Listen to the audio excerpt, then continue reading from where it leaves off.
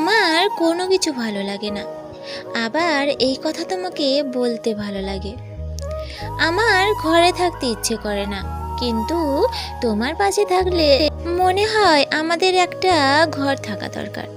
মাঝে মধ্যেই আমার ইচ্ছে করে কোথাও একটা চলে যাই, কিন্তু তোমার কাছে গেলে সব ইচ্ছে নাই হয়ে যায়। আমার চোখে ঘুম নেই, আমার মনে শান্তি নেই। গুছিয়ে বলতে পারবো এমন কোনো দুঃখ কষ্ট নেই।